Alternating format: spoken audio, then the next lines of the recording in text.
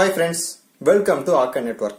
இந்த வீடியோவில் நம்ம என்ன பார்க்க போறோம்னா காலண்டர் டாபிக்ல இருந்து சேம் இயர்ஸ்னு சொல்லக்கூடிய மாடல் பார்க்க போறோம். ஸோ டாபிக் உள்ள போறதுக்கு முன்னாடி ஒரு சின்ன இன்ட்ரோடக்ஷன் பார்த்துருவோம். சேம் இயர்ஸ் அப்படின்னா என்ன அர்த்தம்னு பார்த்தீங்கன்னா, இப்போ ஏதாவது ஒரு இயர் எடுத்துப்போம். 2005ன்னு ஒரு இயர் எது வேணாலும் எடுத்துக்கலாம், ப்ராப்ளம் கிடையாது. 2005ன்னு ஒரு இயர் எடுத்துப்போம். இப்போ சேம் இயர்ஸ்னா என்ன அர்த்தம்னா, இப்போ 2005ல் வரக்கூடிய நாளும் கிழமையும் மாறாம வேற எந்த இயருக்கு வரும் அப்படின்னு சொல்லிட்டு கேட்பாங்க. அதுதான் சேம் இயர்ஸ். இன்னும் கிளியரா சொல்லணும் அப்படின்னு பாத்தீங்கன்னா, 2005ல் ஜனவரி 1ன்றது திங்கட்கிழமை வருதுன்னா, அதே மாதிரி நம்ம கண்டுபிடிக்க போற வருஷத்துலயுமே பாத்தீங்கன்னா திங்கட்கிழமை, அதாவது ஜனவரி 1 திங்கட்கிழமையா வரணும். ஜனவரி மட்டும் கிடையாது, இருக்கக்கூடிய அத்தனை நாட்களுமே மாறாம 2005ல் இருக்கிற மாதிரி இந்த இயர்லுமே வரணும். சரிங்களா? அதுதான் பாத்தீங்கன்னா சேம் இயர்ஸ். இதை கண்டுபிடிக்கிறதுக்கு பாத்தீங்கன்னா நிறைய மெத்தட்ஸ் இருக்கு. இப்ப நம்ம நார்மலான ஒரு மெத்தடையும் பார்க்க போறோம். அது மட்டும் இல்லாம இதுக்கான ஷார்ட் கட்ஸையும் பார்க்க போறோம். சரிங்களா? இப்போ ஃபர்ஸ்ட் நாம நார்மல் மெத்தட் பார்ப்போம். நார்மல் மெத்தட் பார்க்கறதுக்கு முன்னாடி ஒரு சில பேசிக்ஸ் கத்துக்கணும். என்ன அப்படின்னு பாத்தீங்கன்னா, முதல்ல லீப் இயர்னா என்ன, ஆர்டினரி இயர்னா என்ன அப்படின்றது நம்மளுக்கு தெரிஞ்சிருக்கணும். சரிங்களா? லீப் இயர்னா வேற ஒன்றும் கிடையாது. இப்போ ஏதாவது ஒரு இயர் கொடுக்குறாங்கன்னு வச்சுப்போம். இப்போ 2004 கொடுக்குறாங்கன்னு வச்சுப்போம். இப்போ இந்த இயர் முழுமையா 4ஆல டிவைட் ஆச்சு, அதாவது மீதி இல்லாம முழுமையா 4ஆல டிவைட் ஆச்சு அப்படின்னா இது லீப் இயர்னு சொல்லுவாங்க. இந்த மாதிரி முழுமையா 4ஆல டிவைட் ஆகாம இருந்துச்சுன்னா அது ஆர்டினரி இயர்னு சொல்லுவாங்க. அதுக்கு எக்ஸாம்பிள் பாத்தீங்கன்னா 2005. சரிங்களா? இப்போ நம்ம இதை 4ஆல டிவைட் பண்ண எத்தனை டைம்ஸ் கிடைக்குன்னு பாத்தீங்கன்னா 501 டைம்ஸ் கிடைக்கும். சரிங்களா? 4ஆல டிவைட் பண்ணும் முழுசா. அதுவும் பாத்தீங்கன்னா மீதி இருக்காது. ஆனா இதுல பாத்தீங்கன்னா மீதி 1 கிடைக்கும். முழுசா பாத்தீங்கன்னா 501 டைம்ஸ் இருக்கு 4. அது மட்டும் இல்லாம மீதி 1ன்னு சொல்லிட்டு கிடைக்கும். சோ இது பாத்தீங்கன்னா ஆர்டினரி இயர். இப்ப முழுசா 4ஆல டிவைட் ஆச்சுன்னா அது லீப் இயர். இந்த பேசிக் கண்டிப்பா உங்களுக்கு தெரிஞ்சிருக்கணும். இப்போ லீப் இயருக்கு பாத்தீங்கன்னா பிப்ரவரி மாசம் 29 நாட்கள் கிடைக்கும். அதே மாதிரி ஆர்டினரி இயர்ஸ்க்கு பாத்தீங்கன்னா பிப்ரவரி மாசம் 28 நாட்கள் தான் இருக்கும். இது ரெண்டுத்துமே பாத்தீங்கன்னா இதுவுமே ஒரு வித்தியாசம். இப்ப இது மட்டும் இல்லாம வேற என்ன நம்ம தெரிஞ்சுக்கணும் அப்படின்னு பாத்தீங்கன்னா, ஆட் டேஸ் அப்படின்ற ஒரு டேர்ம் கண்டிப்பா தெரிஞ்சிருக்கணும். சரிங்களா? ஆட் டேஸ்னா என்னன்னா வேற ஒண்ணும் கிடையாது.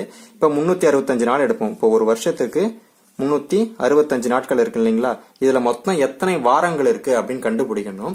அந்த வாரங்கள் போக மீதி ஏதாவது நாள் இருந்துச்சுன்னா அதை ஆட் டேஸ் அப்படின்னு சொல்லிட்டு நம்ம சொல்லணும். சரிங்களா? இப்ப 365 நாள் இருக்கு. இதுல மொத்தம் எத்தனை வாரங்கள் இருக்கு அப்படின்னு கண்டுபிடிக்க என்ன பண்ணலாம்னா, இதை 7ஆல டிவைட் பண்ணுவோம். ஏன்னா வாரத்துக்கு 7 நாட்கள் இல்லையா? அதால 7ஆல டிவைட் பண்ணுவோம். 5 7 35. சரிங்களா? அப்போ மீதி பாத்தீங்கன்னா 1 இருக்கு. அடுத்தது 5 இருக்கும். 2 7 14. இப்ப ரிமைண்டர் பாத்தீங்கன்னா 1ன்னு கிடைக்குது. மொத்தமா 52 வாரங்கள் இருக்கு ஒரு நார்மல் வருஷத்துல. மீதி பாத்தீங்கன்னா 1ன்னு வருது. இந்த 1 தான் பாத்தீங்கன்னா ஆட் டேஸ் அதாவது சொல்லுவாங்க. சரிங்களா? இப்ப இது பாத்தீங்கன்னா நார்மலான வருஷத்துக்கு. சரிங்களா? இது நார்மல் வருடம், அதாவது ஆர்டினரி இயர். இதே மாதிரி லீப் இயருக்கு நம்ம கண்டுபிடிக்கிறோம் அப்படின்னு பாத்தீங்கன்னா ஆட் டேஸ் எத்தனை கிடைக்குன்னு பாத்தீங்கன்னா 2ன்னு கிடைக்கும். சரிங்களா? அப்போ நார்மல் இயருக்கு ஆட் டேஸ் பாத்தீங்கன்னா 1, லீப் இயருக்கு ஆட் டேஸ் பாத்தீங்கன்னா 2. சரிங்களா? இப்ப இது வரைக்கும் நான் பார்த்ததை ஒரு ஓவர்வியூ பாத்துருவோம். சோ ஃபர்ஸ்ட் லீப் இயர்னா என்னன்னா 4ஆல முழுமையா டிவைட் ஆகணும். சரிங்களா? இதே மாதிரி ஆர்டினரி இயர் பாத்தீங்கன்னா 4ஆல முழுமையா டிவைட் ஆகாது. இதுதான் பாத்தீங்கன்னா ஒரு முக்கியமான வித்தியாசம். ஒரு இயர் கொடுக்குறாங்கன்னா அதை லீப் இயரா ஆர்டினரி இயரான்னு கண்டுபிடிக்கிற மெத்தட் இதுதான். ரெண்டாவது பாயிண்ட் என்னன்னா, லீப் இயர்ல மொத்தம் எத்தனை ஆட் டேஸ் இருக்கு அப்படின்றது நமக்கு முக்கியமா தேவையானது. சோ மொத்தமா 2 ஆட் டேஸ் இருக்கும். அதே மாதிரி ஆர்டினரி இயருக்கு அப்படின்னு பாத்தீங்கன்னா ஒரு ஆட் டேஸ் தான் இருக்கும். சோ இந்த பேசிக்ஸ் இருந்தா போதும், நம்ம இந்த மெத்தடை ஈஸியா சால்வ் பண்ணிடலாம். சோ ஃபர்ஸ்ட் நார்மல் மெத்தட்ல இதெல்லாம் தெரிஞ்சுப்போம். இப்போ நம்ம 2005ன்னு ஒரு எக்ஸாம்பிள் எடுத்துப்போம். இந்த 2005க்கான சேம் இயர்ஸ் என்ன அப்படின்றத கண்டுபிடிப்போம். ஓகேங்களா? இப்போ இதை எப்படி கண்டுபிடிக்க போறோம்னா, ஆட் டேஸ் யூஸ் பண்ணி கண்டுபிடிக்க போறோம். ஸோ ஃபர்ஸ்ட் 2005க்கு எத்தனை ஆட் டேஸ் கிடைக்கும்? இது ஒரு நார்மல் இயர். ஸோ இதுக்கான ஆட் டேஸ் 1. சரிங்களா? அப்போ 2006ன்னு அடுத்த இயர் எடுத்துப்போம். இதுக்கான ஆட் டேஸ் எத்தனை பார்த்தீங்கன்னா இதுக்கு 1. சரிங்களா? இந்த மாதிரி நம்ம ஆட் டேஸ் கவுண்ட் பண்ணிட்டு என்ன பண்ண போறோம் அப்படின்னு பாத்தீங்கன்னா, மொத்தமா நமக்கு ஆட் டேஸ் மொத்தமா 7ன்னு கிடைக்கணும், இல்லைன்னா 7உடைய மடங்குகளாக கிடைக்கணும். இப்போ மொத்தமா 7 ஆட் டேஸ் கிடைக்குதுன்னு வச்சுப்போம். இப்ப 7 என்ன பண்ணுவாங்கன்னா, இது மொத்தத்தையும் சேர்த்து ஒரு வீக், அதாவது ஒரு வாரமா கன்சிடர் பண்ணிக்கிட்டு ஆட் டேஸ் 0 அப்படின்னு சொல்லிட்டு எடுத்துப்பாங்க.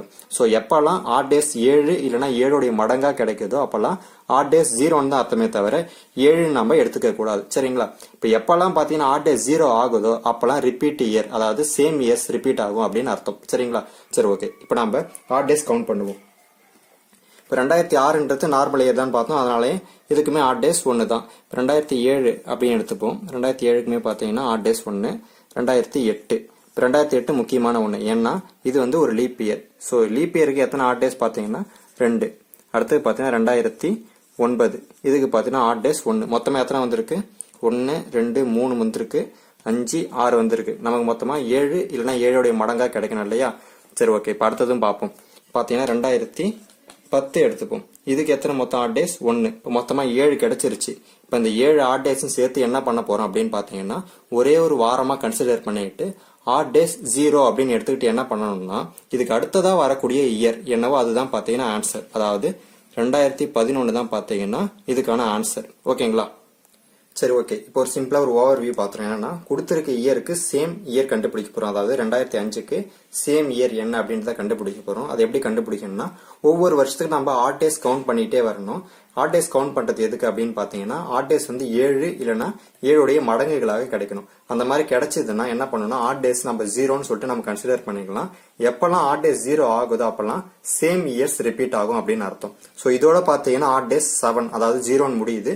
சோ இதுக்கு அடுத்தது வரக்கூடிய ஆன்சர் பாத்தீங்கன்னா அது சேம் இயர் அப்படின்னு அர்த்தம். இப்போ 2005க்கான சேம் இயர் என்ன அப்படின்னு பாத்தீங்கன்னா 2011. சரிங்களா? இதை நம்ம செக் பண்ணிடுவோம். இப்போ ஸ்டார்டிங்ல என்ன சொன்ன சேம் இயர்னா 2005ல வரக்கூடிய தேதியும் கிழமையும் மாறாம அதே மாதிரியே 2011 வரணும். அதுதான் பாத்தீங்கன்னா சேம் இயர்ஸ். சரி ஓகே, இப்போ அந்த மாதிரி வருதா அப்படின்றத செக் பண்ணிடுவோம். இப்போ பாத்தீங்கன்னா நம்மளுக்கு என்ன கிடைச்சிருக்கு? 2005 இல்லையா? சரி ஓகே, 2005 எடுத்துப்போம். இப்போ 2005ல ஜனவரி மாசம் 23ஆம் தேதி பாத்தீங்கன்னா சண்டேன்னு சொல்லிட்டு காட்டுது. இப்போ அதே மாதிரி ஜனவரி 23 2011லயும் சண்டே கிடைக்கணும். அப்படி கிடைச்சதுன்னா நாம கண்டுபிடிச்ச ஆன்சர் கரெக்ட்னு அர்த்தம். சரி ஓகே, அதை செக் பண்ணிடுவோம். 2011 ஜனவரி மாசம் 23ஆம் தேதி என்ன கிடைச்சிருக்கு? சண்டே தான் கிடைச்சிருக்கு. அப்போ நம்ம கண்டுபிடிச்ச ஆன்சர் கரெக்ட். சரிங்களா? சரி ஓகே, இதுதான் கான்செப்ட், வேற ஒன்றும் கிடையாது. திரும்ப பாத்தீங்கன்னா அதே டேட்டும் கிழமையும் மாறாம ரிப்பீட் ஆகணும். இதுதான் சேம் இயர்ஸ். இந்த மெத்தட் பாத்தீங்கன்னா கொஞ்சம் கஷ்டமா ஃபீல் பண்ணுவாங்க. அதாவது ஆட் டேஸ் கவுண்ட் பண்றது எப்படின்னு தெரியாது. இதுலயே பாத்தீங்கன்னா கவுண்ட் பண்ணும்போது மிஸ்டேக் பண்ணிருவாங்க. அதனால பாத்தீங்கன்னா நம்ம அடுத்த மெத்தடுக்கு போவோம். சரிங்களா? மெத்தட் 2, அதாவது ஷார்ட்கட்டா எப்படி போறது அப்படின்னு பார்ப்போம்.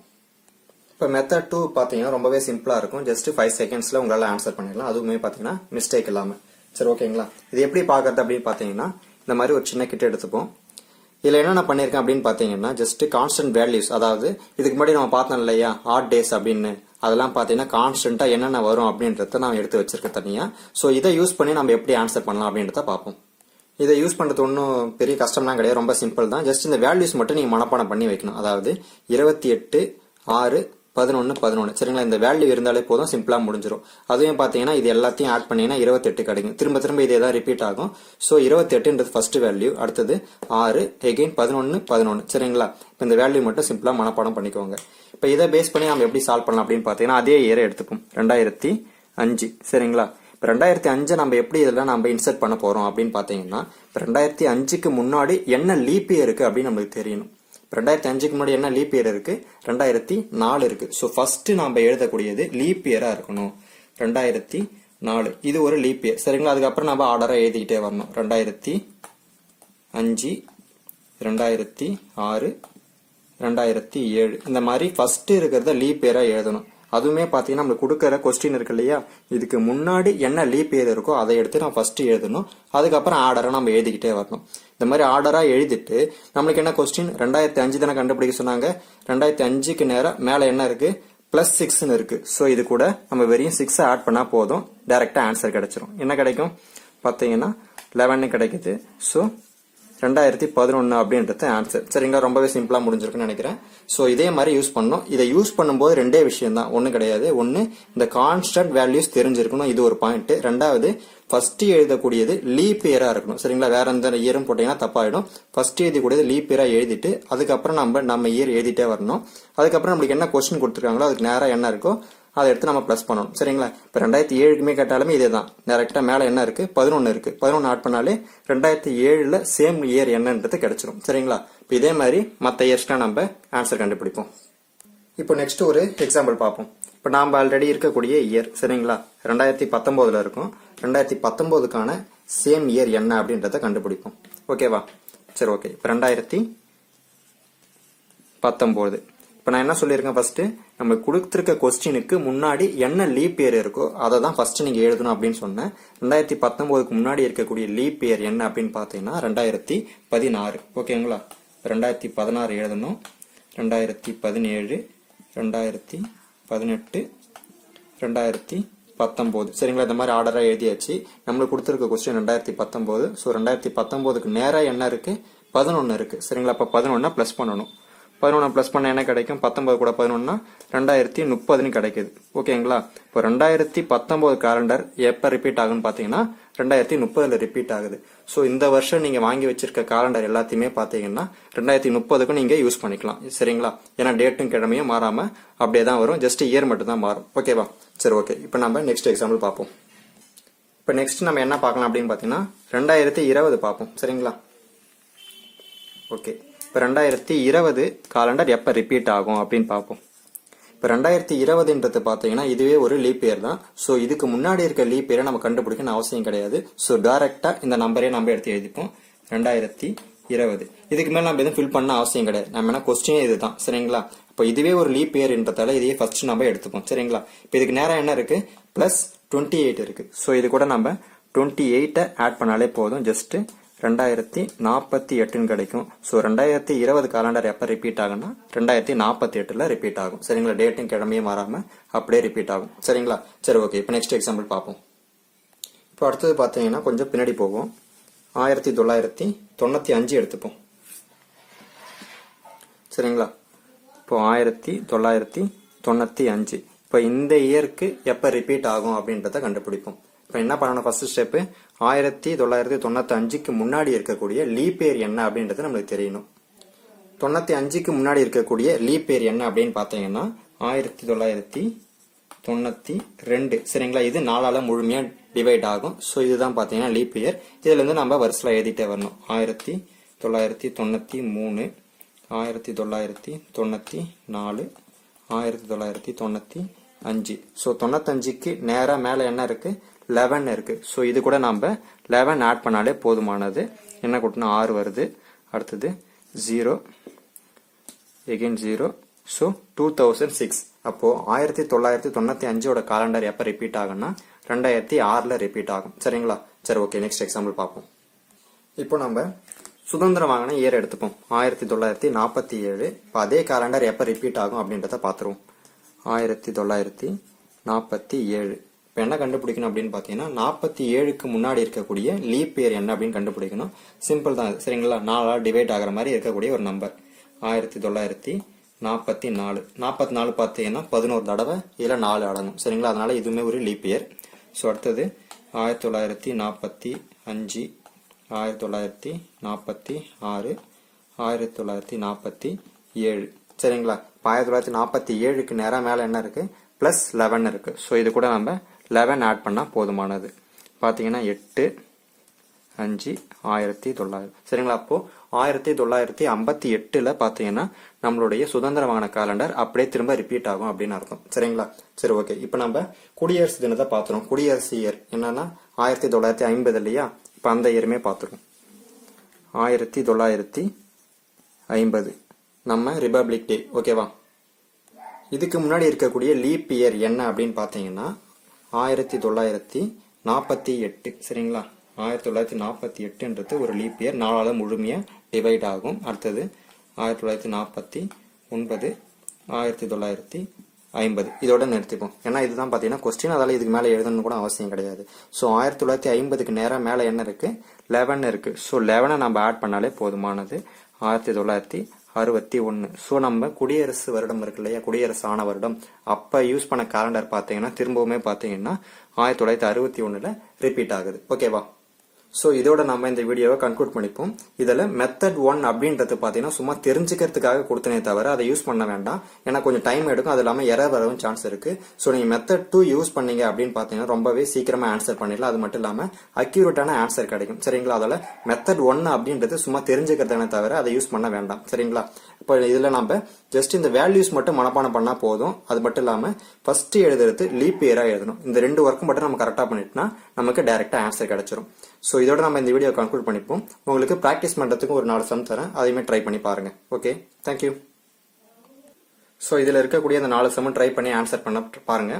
இது மட்டும் இல்லாம காலண்டர் சம்ல நிறைய ப்ராப்ளம்ஸ் இருக்கு, அதை வந்து நெக்ஸ்ட் வீடியோல நம்ம பார்ப்போம். தேங்க்யூ.